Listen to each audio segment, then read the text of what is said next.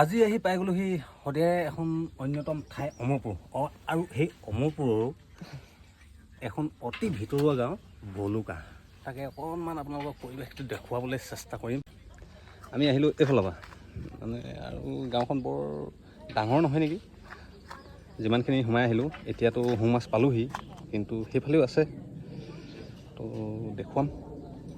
এতিয়া প্ৰথমে আমি আহিছোঁ এই মানুহ ঘৰলৈ, তালৈ গৈ লওঁ, তাৰপিছত দেখুৱাই আছোঁ।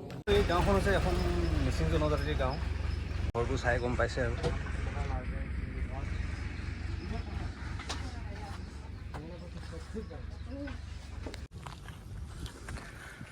গাঁওখনৰ যিটো লাইফ ষ্টাইল সেইটোকে দেখুৱাবলৈ চেষ্টা কৰিছোঁ। আৰু ইয়াৰ মানুহবোৰ হৈছে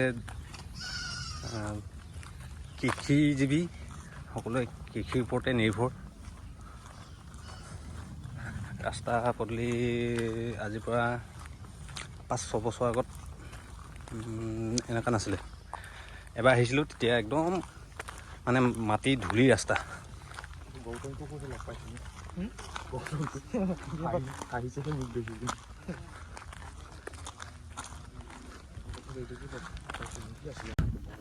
আমি চাম মাৰিছোঁ এতিয়া এইটো তিনি মহাপুৰুষে।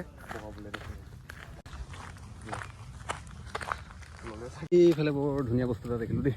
এতিয়াও ইয়াত খেৰিৰে চাল চোৱা যিটো সেই পৰম্পৰাটো বজাই ৰাখিছে, বহুত ধুনীয়া। আৰু হেৰি কি বাহ কৈছে, টাপু বাহ নেকি? বে বনাই যে টাপু বাহটোচোন ইয়াতকৈ ডাঙৰ হয় হপায়।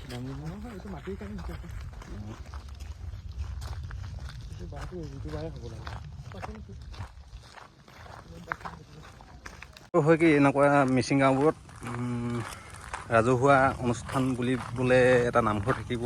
আৰু এই ঘৰটো হৈছে মুৰং ঘৰ নেকি? মুৰং। ইয়াতে সভাবিলাক অনুষ্ঠিত হয়। গাঁওখনৰ যি ৰাজহুৱা সভা সেইবিলাক অনুষ্ঠিত হয়। আৰু লগতে লিগাং, আলি আলি লিগাঙৰ যিটো বিহু, সেইটো এই এনেকুৱা এই ঠাইখিনিতে গোটেই ৰাইজ আহি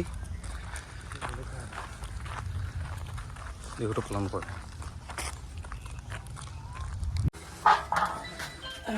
এতিয়া আমি দোকান কিবা চিনেমা হপায়। দোকানখনত বহুত কিবা কিবি পোৱা যায়। এইফালে মাকু, ৰাজ চব।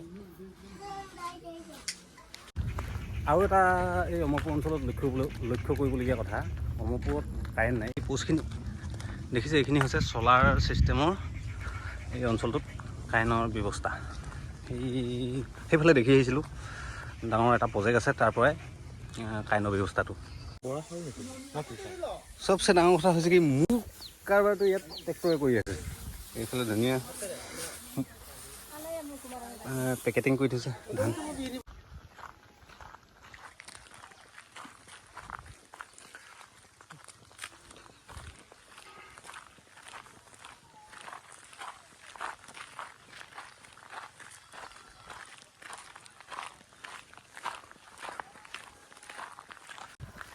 চাৰ্ভে দি থকা আছে 2 মহাপুৰুষে। এতিয়া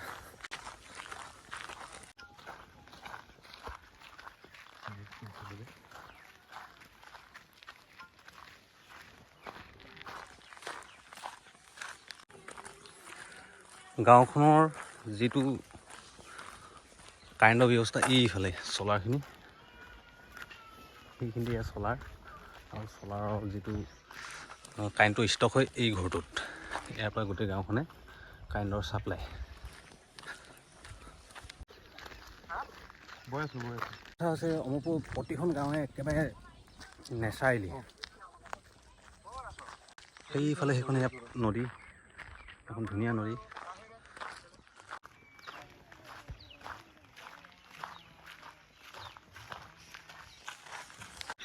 আৰু এটা বস্তু, আমাৰ শদিয়ালে যিমান গাহৰি পোৱালি যায় এই অমৰপুৰৰ পৰা, এই গাহৰি পোৱালি।